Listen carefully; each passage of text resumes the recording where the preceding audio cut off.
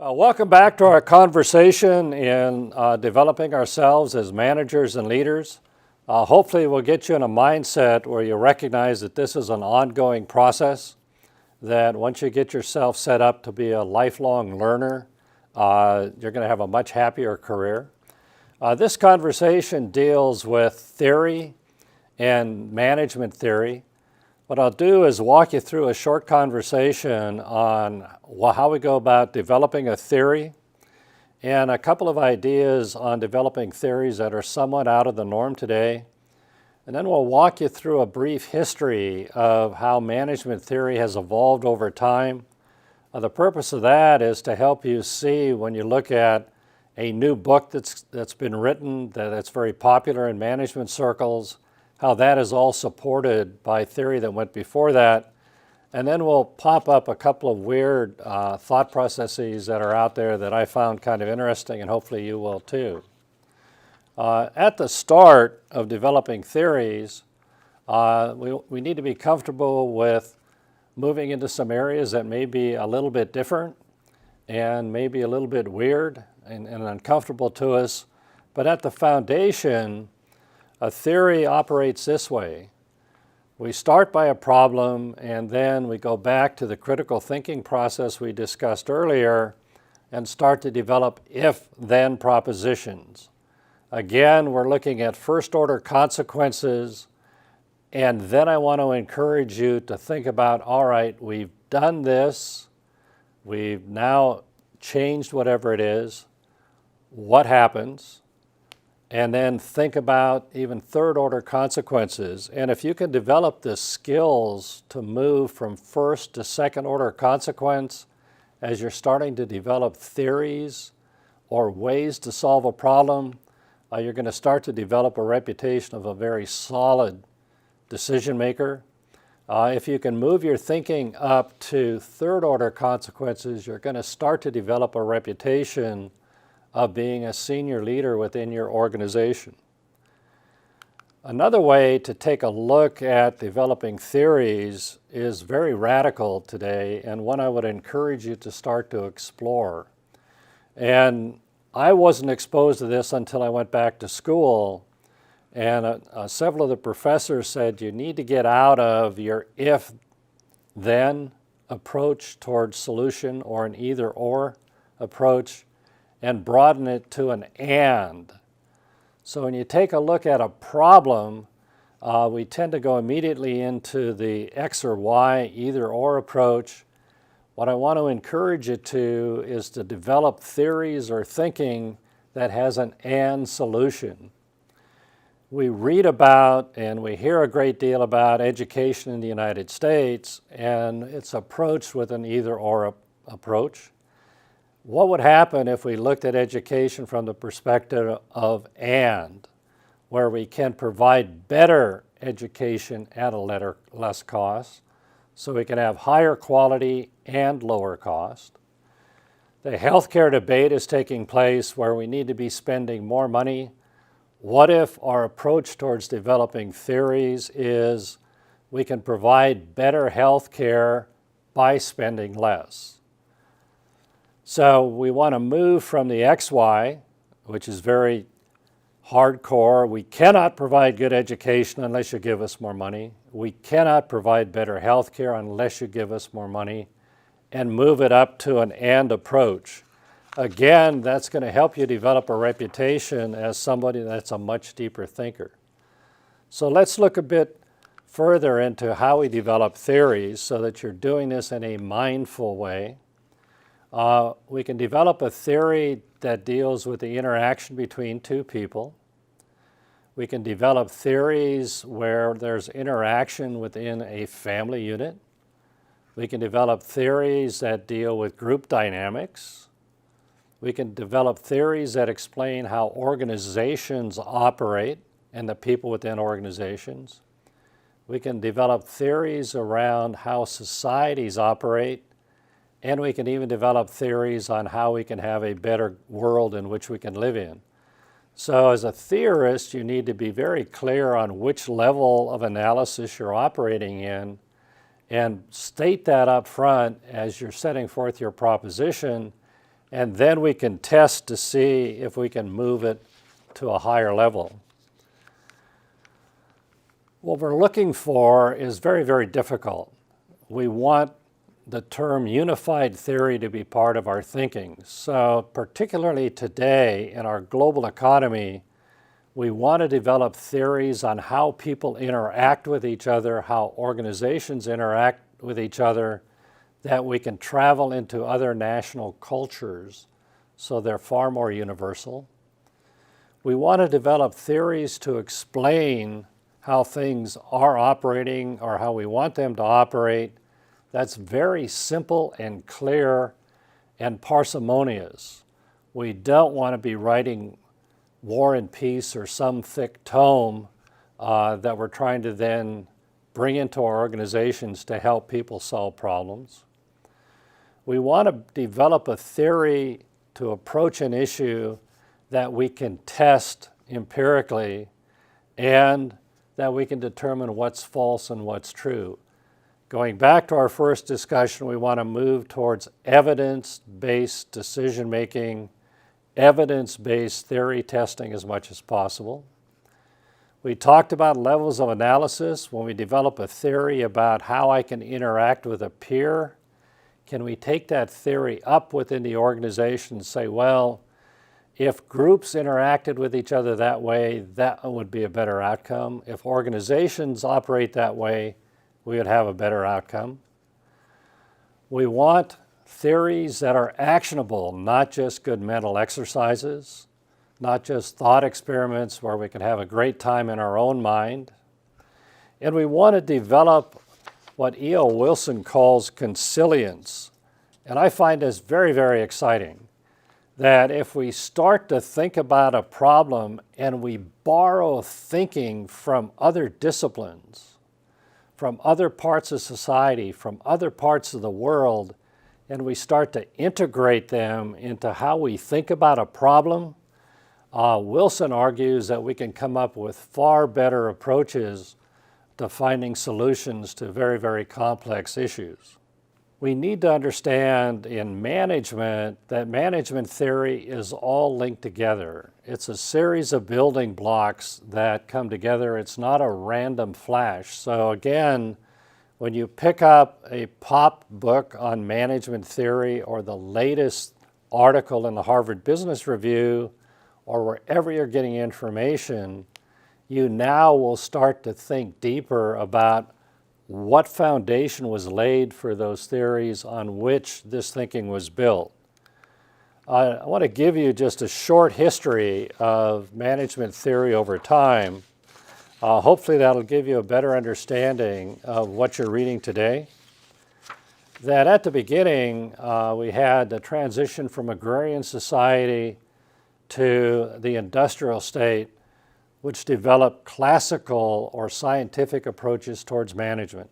Very mechanistic, very machine-like in how they explained how things operated. We then moved into a more humanistic approach towards how we manage people and how organizations should operate.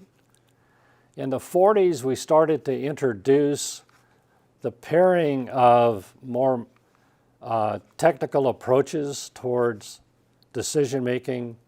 The quantitative approach towards decision-making started to surface. In the 50s, we just started to get the introduction of a systems approach where we needed to look at a whole organization on how things should be done. In the 70s, we finally figured out that we don't have all the answers, that there's no one theory to handle problems. We need to be able to reach out to multiple perspectives and bring them together. And in 1980, the work of Dr. Deming migrated from Japan to the United States, and we started to take a look at total quality management. Here we looked at not just how things were done, but the whole process which integrated resources and people to get things accomplished, which was a major change in our thinking. In the 1990s, the whole concept of learning organization started to surface. Excuse me. And we see that today where organizations are even spending tremendous amounts of money and thought in how we capture the knowledge within organizations so it's not lost and that it can migrate across the organization. And starting in about 2000, the introduction of data and technology-driven theories started to emerge. And that's where we are today, where predictive analytics, a quantitative theory is sort of a dominant approach. And some argue that we need to broaden that perspective. So a nice summary of when you take a look at an article or you're reading a book, you'll start to see there's some scientific foundation to it, very mechanistic in how it looks at things. There's the administrative approach, which is constructions of bureaucracies, policies.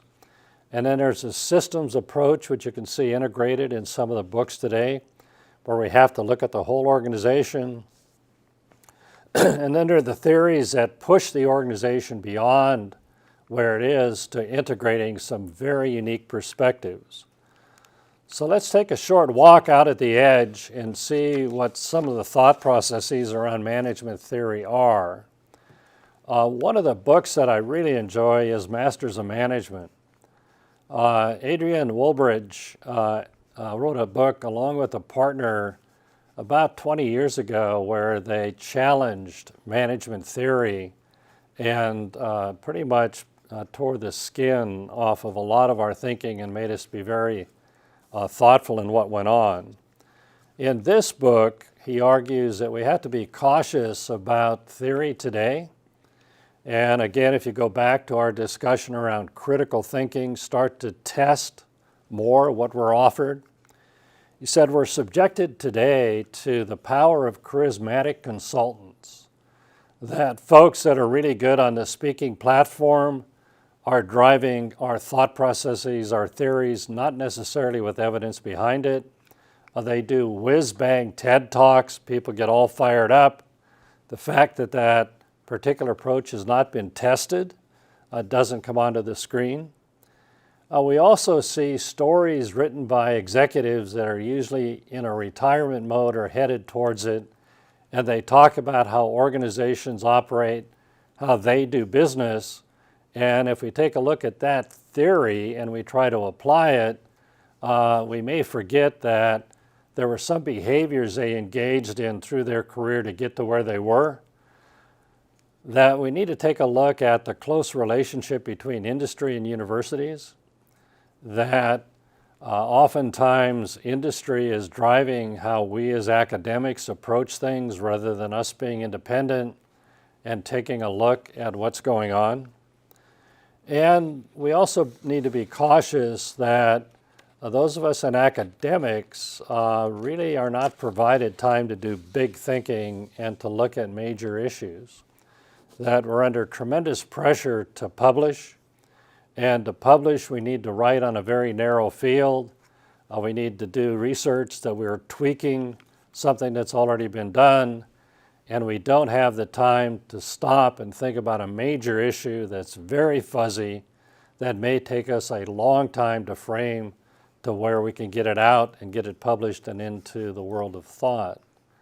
So again, management theory is critical. Understand that it's built on a foundation, and understand that a lot of theory that's popping out today has not been subjected to the rigor that we would aspire to implement. I want to wrap up with some areas that I think may be worthwhile for a little bit deeper exposure. If I had the time and the age to be able to look at things, and I would encourage you as developing managers and leaders to take the time to think about it, is how are we going to design work today in a marketplace that's hyper-competitive, that requires a tremendous amount of effort when we have employees whose expectations are more based on quality of life. They're not focused on long-term commitment to organizations or issues. So how are we going to sort that out? how are we going to integrate artificial intelligence and those automated systems with human experience and intuition? As an example, I'm in the process of trying to buy a second home, and I'm looking at a property out of state, and it was being sold on auction globally, and the whole auction was run by an algorithm out of India.